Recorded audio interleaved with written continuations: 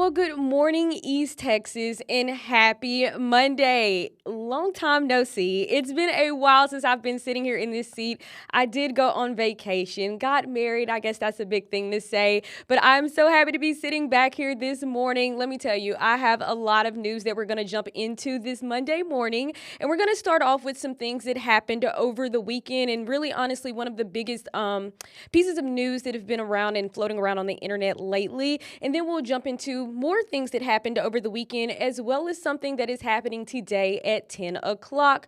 But I want to go ahead and jump into this first topic. And I want to say this is a very sensitive topic for a lot of people. So you all just, take precaution when watching this. This is a pretty sensitive topic. Here I also have some footage that I would like to show you all as well regarding this topic. And I'll go ahead and pull it up. And you all can read along with me because I'll be reading a statement that was put out by the Texas Education Agency. So here that is. Now, the Texas Education Agency, TEA, said it is investigating educators' social media posts related to the assassination of conservative activist Charlie Kirk that it considers inappropriate. TEA Commissioner Mike Moore said in a letter to schools last Friday. Now, this letter reads in its totality, "Dear Superintendents, TEA has been made aware of some Texas public school educators that have posted and or shared reprehensible and inappropriate content to social media related to the assassination of Charlie Kirk. These educators' comments do not reflect the vast majority of Texas teachers who are dedicated practitioners that work diligently to serve the more than 5.5 million impressionable young minds in our classrooms. In response to such posts, I am referring all documentation of educators that have proliferated such vile content to TEA's Educator Investigations Division. Such posts could constitute a violation of the educator's code of ethics, and each instance will be thoroughly reviewed to determine whether sanctionable conduct has occurred, and staff will investigate accordingly. While the exercise of free speech is a fundamental right we are all blessed to share, it does not give carte blanche an authority to celebrate or show violence against those that share differing beliefs and representatives. Mr. Kirk was a father and a husband, and tragically his children no longer have their father and his wife no longer has her spouse. As a father and a husband myself, and as someone devoted to the education of children, it is heartbreaking. If you are made aware of additional instances of inappropriate content being shared, it should be reported to the agency through TEA's misconduct reporting portal. I commend the swift action taken by the leadership of the districts that employ these educators. Respect is a core tenet of what we teach and reinforce to our students, and together we can ensure that such values continue to be reflected in our Texas public schools." Now, you all, that is that letter in its entirety that was sent out to superintendents here in the state of Texas. Now, I do want to go into some specific occurrences that have happened where some investigations are going on within school districts here in East Texas. So I'll go ahead and pull that up for you all as well. So, Winsboro ISD is investigating comments made about Charlie Kirk's assassination after parents allege that students heard an assistant band director say that Kirk, quote, had it coming, end quote.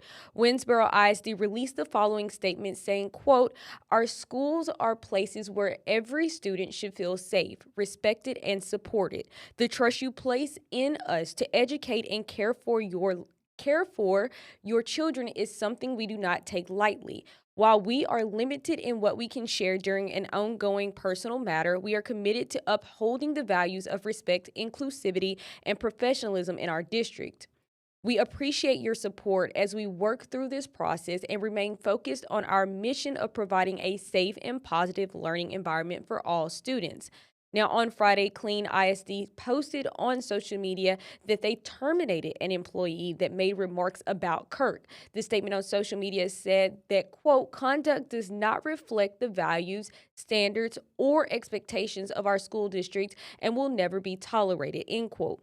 President of the Texas American Federation of Teachers, Zeph Capo, said the TEA is taking it too far with their actions. Capo said, quote, Some would say it's not the right time, and we completely understand that. But timing should not be the reason for firing. People still have a First Amendment right to speak out on matters of civil discourse without threats. End quote. Capel called the TEA to work with quote through the issues people are having, end quote, rather than quote turning it up with investigations, end quote. Now, State Representative Brian Harrison, who is a Republican from Midlothian, praised the TEA's efforts. He emphasized anyone who publicly celebrated the assassination of Kirk, quote, has no business teaching in any public school in the state of Texas, end quote. Now, Harrison said, quote, nobody's going to trample anybody's First Amendment rights, but that doesn't mean that if you're going to be a taxpayer-funded employee of the state of Texas, that you're allowed to violate your code of ethics and celebrate and sort of proselytize, a celebration of this despicable act of political violence, end quote. Now, we're going to continue on the topic of the assassination of Charlie Kirk by going into what is being done here in the state of Texas at the Capitol, which this is going to involve Lieutenant Governor Dan Patrick and a new committee that has been formed focusing on college campuses and freedom of speech. So I'll go ahead and pull that up for you all. Now, in the wake of the assassination of conservative political speaker Charlie Kirk, Lieutenant Governor Dan Patrick has announced new committees that will study freedom of speech on college campuses.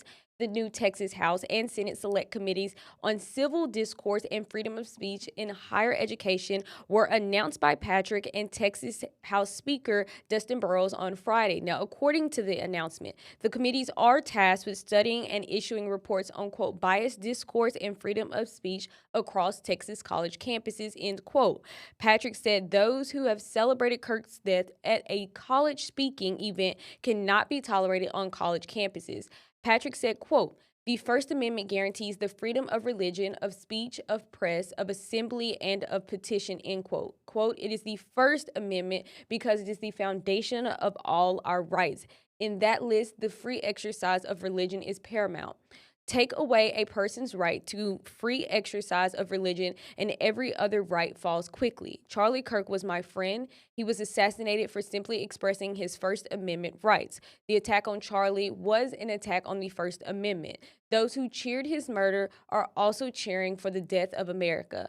We cannot tolerate either at our institutions of higher learning, end quote. Burrows suggested that the committee will investigate measures that will make sure political gatherings are safe on campus following Kirk's assassination, which happened at a Turning Points USA event at Utah Valley University. Burrows said, quote, the political assassination of Charlie Kirk and the national reaction it has sparked, including the public celebration of his murder by some in higher education, is appalling and reveals a deeper systematic problem worth examining. This disturbing reality underscores the urgency of creating these committees. Charlie dedicated his life to open, respectful dialogue with those he disagreed with, and that approach is something we should all celebrate and fight to protect. This committee will help identify ways to better protect the fundamental right of free speech on our campuses, including measures to ensure political gatherings are safe and secure, and its recommendations will guide the legislators' policy decisions moving forward, end quote. Now, East Texas State Senator Brian Hughes of Mineola was one of 8 senators named to the Texas Senate Selects Committee on Friday, and the committee will also be tasked with examining the implementation of Senate Bill 37, which impacts faculty influence on a college class's curriculum, and Senate Bill 2972, which restricts political protesting on college campuses. Now, you all, we have covered a lot within this first portion of our show, and you all can always go to our website, KETK.com, to view these articles and to view all of the hard work that our digital team has put into making sure that you all get the information that you need to hear out there. If you all are wanting to know more, like I said, visit us on KETK.com. But for right now, we are going to take a quick break, and when we come back, hopefully we'll have with us our meteorologist, Braden Co., who will sit down and give us the update on the weather for this week and what we can look forward to. So you all stick around after this break.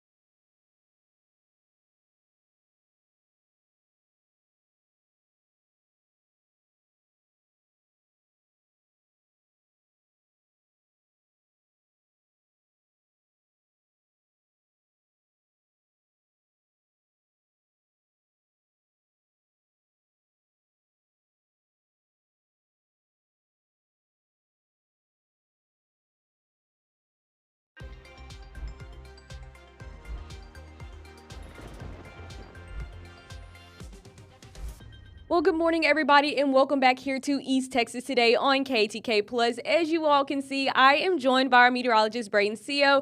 Braden, good morning, and how are you doing? Good morning. Doing pretty good. It's nice to see you again. It's I been a little bit. know it's been a while since I've gotten to sit across from you, but I'm excited to be here. Listen, while I was gone, let me tell you, weather was a big part of my time. I was just praying for no rain. It didn't rain. Good. Update. But is it going to rain this week? Well, it looks like we could see some of those chances back into the forecast. So things are looking a little bit wetter than what we were seeing certainly last week when we had no rain at all across East Texas. Yeah, when I stepped outside, I think it was like 80 something degrees is what my little app was saying. So I'm like, that's kind of hot. But I know that you have a lot to tell us about this week. So I'm going to go ahead and let you have it. So tell me what we got going on. Yeah, absolutely. So looking out there this morning, we do have a little bit of cloud cover, just some partly cloudy skies. Those temperatures are in the 70s right now here in Tyler, looking at about 77. So we're quickly starting to see those temperatures climb. We were in the 60s earlier, and those winds are very light, likely going to become calm as we head into the afternoon. That satellite and radar picture shows, again, a little bit of cloud cover out there this morning, but that is really about it as far as any weather goes across the Lone Star State. Temperatures right now are sitting in the 70s across the majority of Texas, but we do have a couple of extremes out there. 82 in Houston. Meanwhile, it's 63 up in Amarillo. Everybody else is pretty much in those 70s. As we look here in East Texas, we are sitting in those 70s area-wide, so we are starting to see things warm up, likely going to get into the 80s before too much longer, and then eventually some 90s this afternoon. It's not quite done with summer just yet. We still have 7 more days of summer to go here across East Texas. And then those lows tonight will be back down into the upper 60s to around 70. So a pretty similar start to the day on Tuesday as what we saw here this morning. That temperature trend over the next 7 days will be pretty steady, looking at near normal to slightly above normal temperatures here the next few days, and then right about average as we head through the weekend. And then those lows are going to be similar story, looking at just above normal here the next few mornings, and then pretty close to average there as we head into next week. And that 6 to 10 day temperature trend shows a much better story than what we were seeing this time last week, where we had almost a guarantee that we were going to see those above normal temperatures. Now starting to see those chances come down, and also in the same time frame looking at some rain chances moving back in. So there's more green on this map. Last week it was a lot of brown, meaning that those rain chances were slim to none. Now we're looking at those returning. So signs that the pattern is changing. And to add to that, we are looking at an opportunity for a few isolated showers or a storm later on this afternoon. So things are certainly going to be looking slightly more active as we go through this week, and then we'll see things quiet down as we head into the overnights. As we look at those rain totals, not overly impressive, but certainly still looking at that potential here for at least some rain here across East Texas. So it's not going to be widespread, but we do have that chance here as we go through the next 7 days. Your tropical update here, looking out in the Gulf right now, shows that we've got quiet conditions out there. Great news. And it doesn't look like that's going to change in this part of the basin for at least the next 7 days.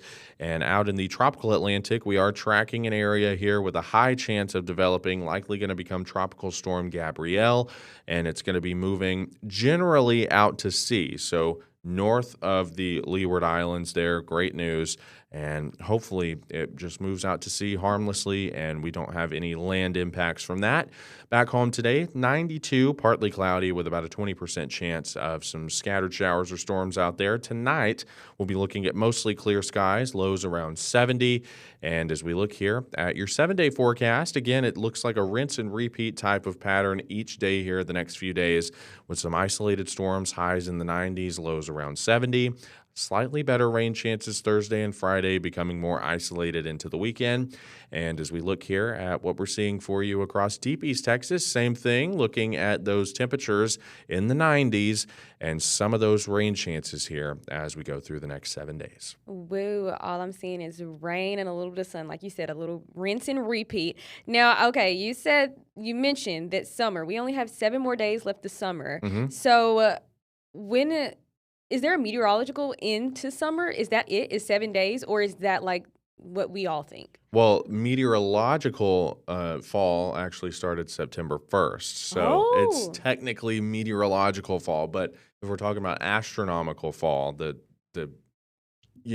when we're talking about planetary stuff, that sort yes. of thing, that happens on September 22nd. So coming up on Monday, Whoa. that's whenever it'll officially be fall. That's crazy.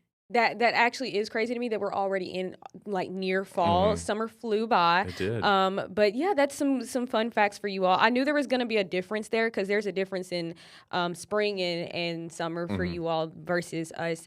We're not going to get into the details, but y'all, there's your 7 day forecast. It's going to be rain and rinse and repeat. Maybe keep an umbrella on you just in case. And it's going to be hot. But Braden, thank you Hmm. so much for joining us this morning. It was awesome being back here and being able to talk to you again because I Yeah. haven't seen you in so long. But he'll be back here tomorrow, and it'll be me and him tomorrow discussing what you all can look out for tomorrow as well. But we're going to go to a quick break. And once I come back, I'll have some more I was going to say weather. I won't have weather, but I'll have some more news for you all after this break, so you all stick around.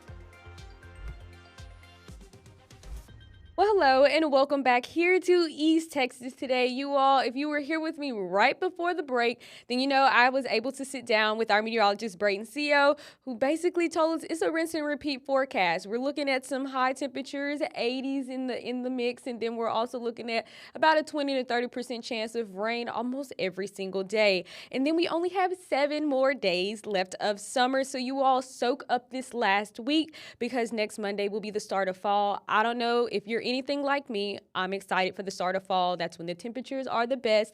and we're going to be able to wear our cute clothes. Just saying. But anyways, enough about that. We're going to go ahead and jump into our next segment of news, which this has some homeowners in Smith County happy because they're in luck because the Smith County Commissioners Court has passed the county budget for 2026 with no new property taxes. Now, I do have some video that I would like to show you all about this. So here that is.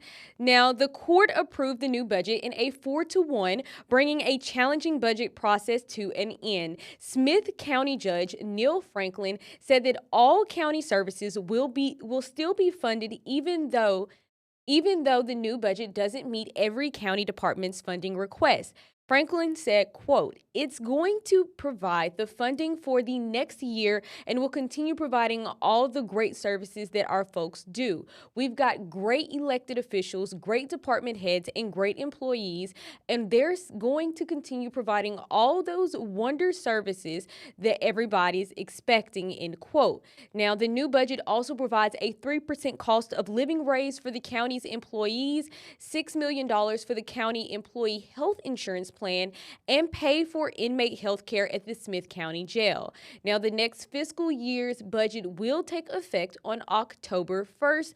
And just to throw it back a little bit, in August, KTK reported that the new budget includes no new funding for local nonprofits like the Smith County Historical Society, which received funding from the county. On September 1st, Smith County Budget Officer Kari Perkins officially resigned from her position in the midst of the budgeting process.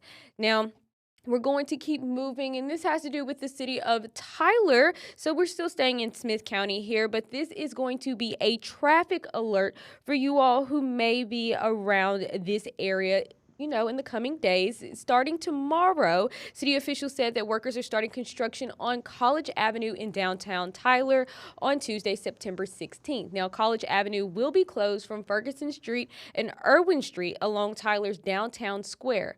Drivers will still be able to head east and west on Ferguson Street and Irwin Street until the construction work is done. Now, the city of Tyler said fences along Irwin Street will be moved to allow more parking there. The city also noted that the Fair Plaza and the Smith County parking garages are also open for free parking in the area of downtown. So if you'll be downtown, there are some places that you can park to avoid, the construction that will be going on. And I know I said east and west. If you're anything like me, you're like, which way is that? Because I'm not good with directions. Make sure that you have your GPS handy. Usually it'll reroute you. And then also make sure that you are paying attention to all road signs during the construction to make sure you're keeping yourself and everyone working safe. And make sure you put those phones down. You don't need them. It's a Texas law anyway. So put them down and make sure you're paying attention to everything around you to keep those workers safe while they are doing their job.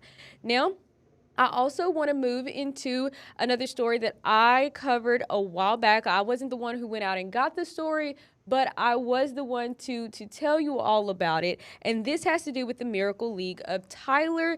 I was there. Well, I was here, and I told you about when they opened and when they were starting the project of it.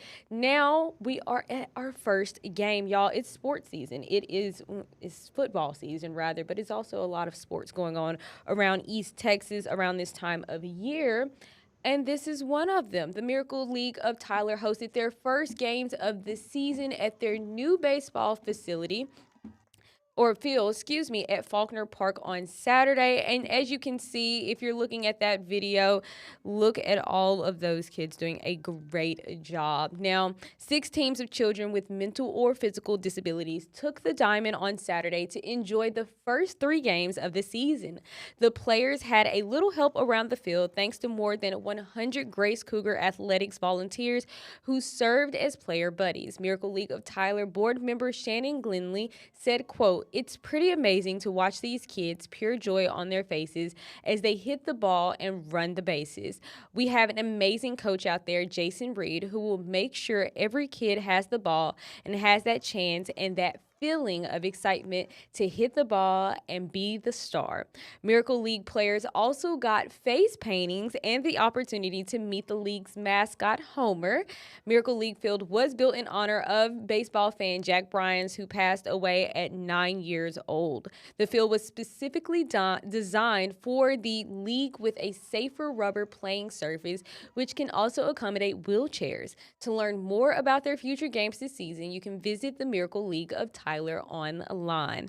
Y'all, if you're watching this video, it just brings pure joy to my heart, and I hope it does the same for you all, being able to watch these kids accomplish and live out, the fun of just being outside and what baseball is. So, this was awesome to see and awesome to be able to even just tell you all about. So, super cool things happening here in the city of Tyler, I have to say myself.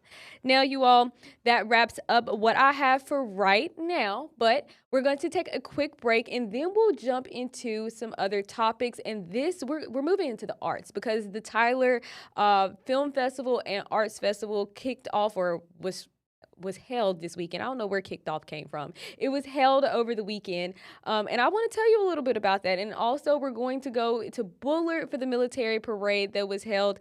And it involved car shows. So, like, this was pretty big. I got to see some footage. Y'all are going to like it. And then Panola got $90K in grants, $90,000 in grants. So you all will get into all of those details and all of those stories when we get back right after this break.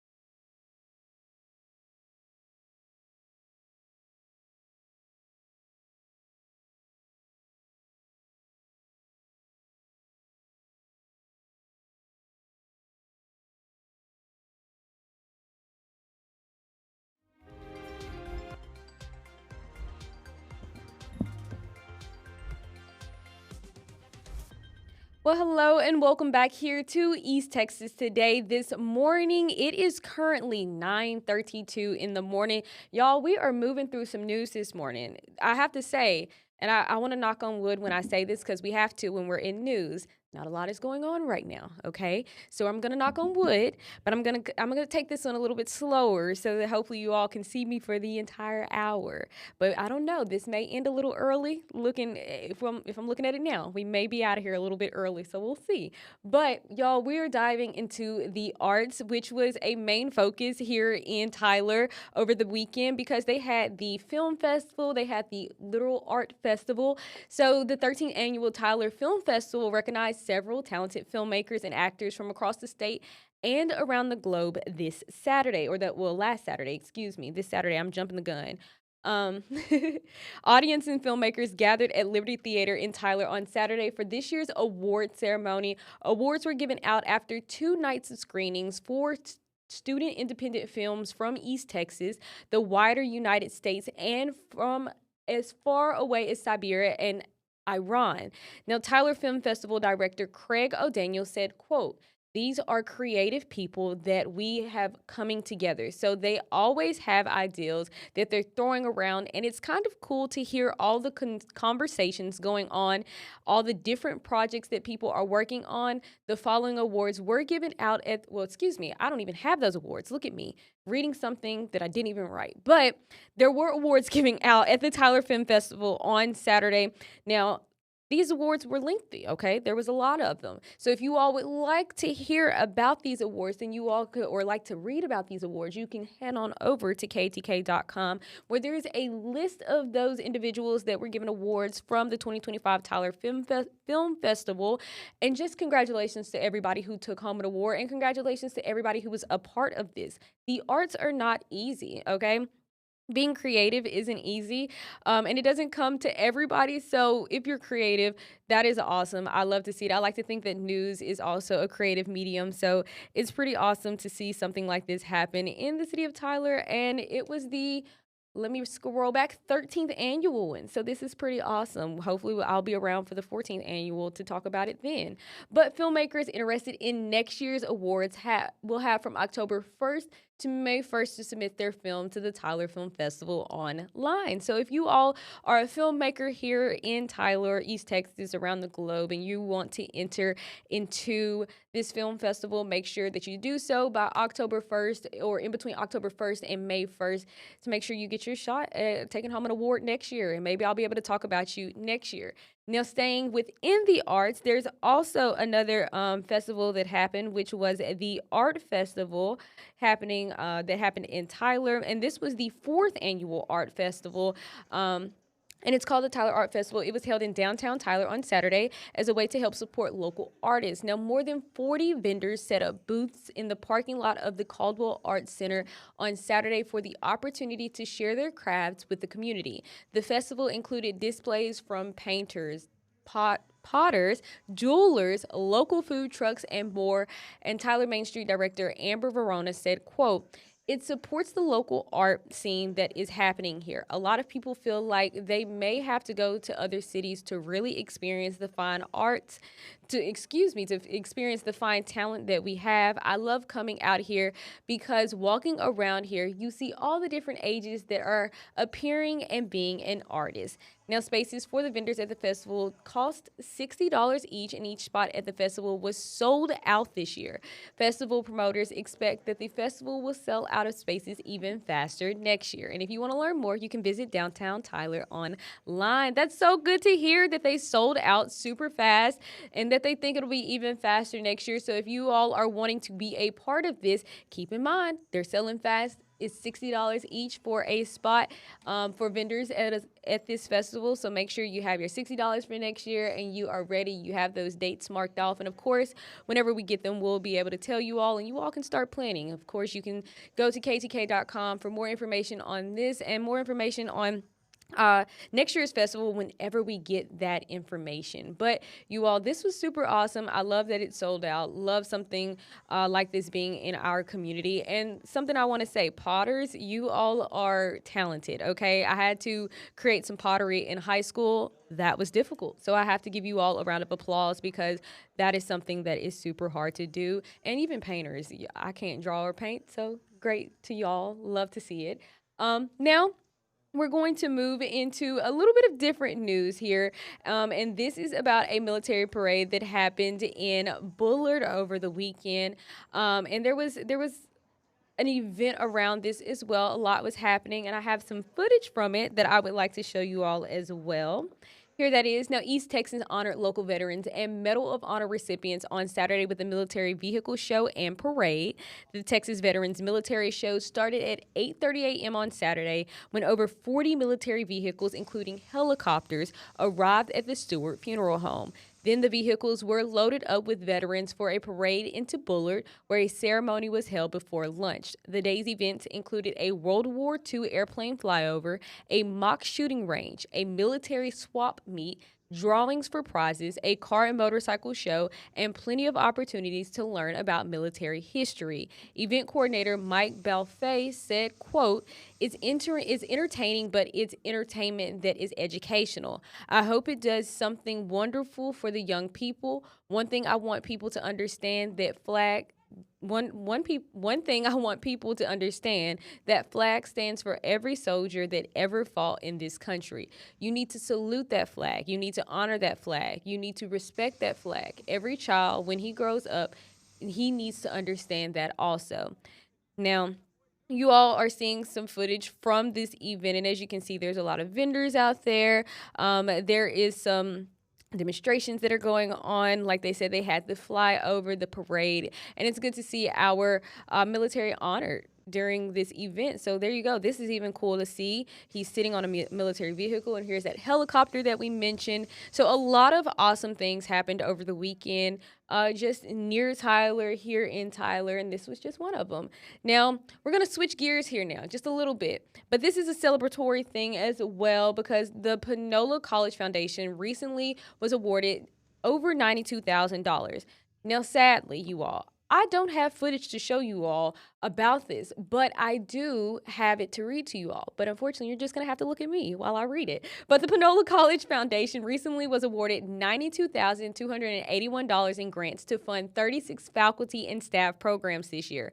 The Panola College Foundation is a locally run nonprofit that raises money to support students and staff at Panola College through scholarships, endowments, and grants. This year's Panola College Foundation Staff Program grants were announced at a meeting on August 13th.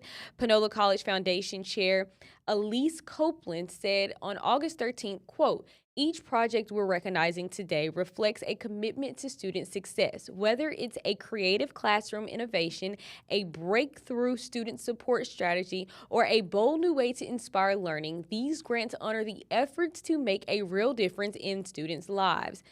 End quote. This year's 36 grants were awarded to the following projects, programs, and devices. Now, sadly, I do not have these, okay? There was a long list, which is great to hear because the list was so extensive, and I don't want to mess up anybody's name, but they are available on KETK.com where you all can view that entire list of the amazing award recipients. And I just want to say congratulations to everybody who was a recipient of an award.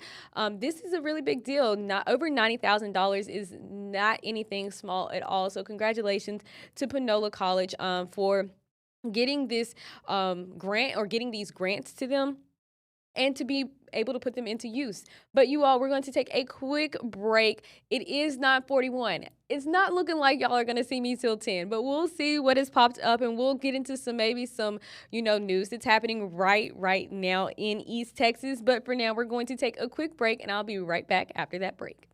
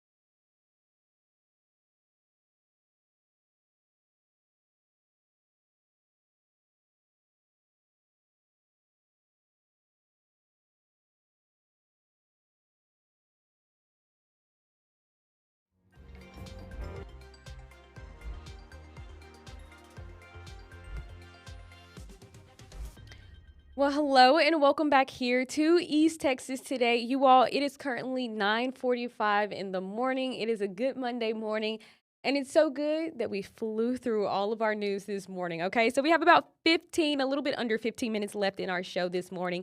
But I do want to go ahead and jump into one thing that I feel like we do need to recognize, and I'm sure that that it has been recognized this month, but I'd like to do it myself, which is the East Texas Food Bank recognizing Hunger Action Month, and being a part of it because this is a nationwide initiative and it's Hunger Action Month. And then today they are having the Hunger Hero Awards at 10 o'clock. So, literally, starting in about 15, a little bit under 15 minutes, they'll be hosting their Hunger Hero Awards, excuse me.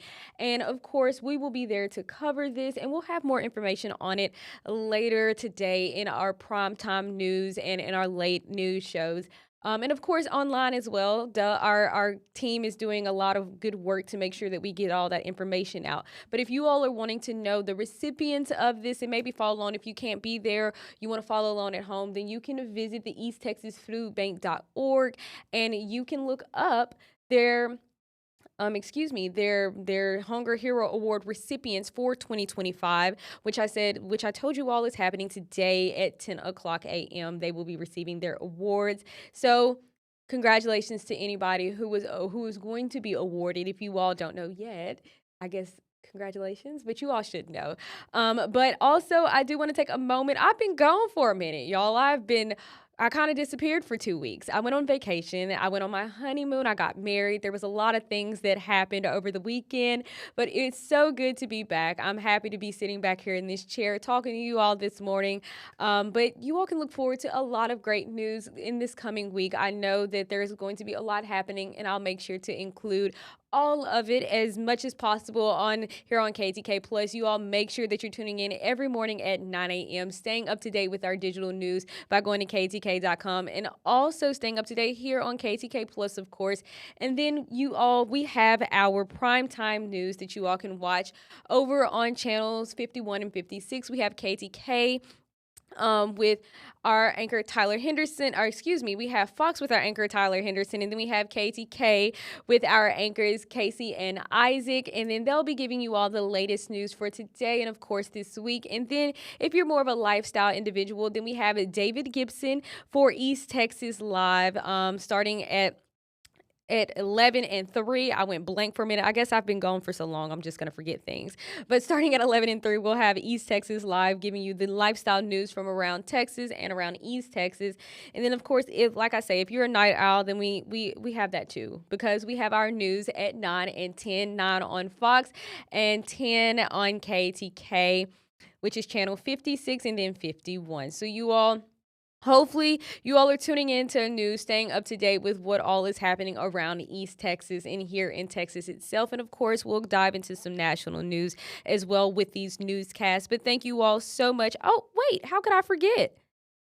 Go to our website. You can scan this QR code on your screen and it'll take you directly to our website, ktk.com. And like it says, scan for the latest headlines that are happening here around East Texas. Now I can wrap it up for you all. I cannot believe I almost forgot them. But you all, that wraps up our morning. We're wrapping up about 10 minutes early. I hope you all aren't mad at me. There wasn't a lot going on this morning, which like I said, knock on wood for news, because that's great. That means that everybody is safe and things are going well around the state. But you all, I will be right back here in this seat tomorrow at 9 a.m. So make sure that you're tuning in every morning to East Texas Today here with me, your host, Haley, and we'll make sure that we run through all the latest and most popular, most important news here in Texas. It's been a pleasure to speak with you all this morning. I'm happy to be back, and I will see you all here again tomorrow. Y'all have a great Monday morning. Bye-bye.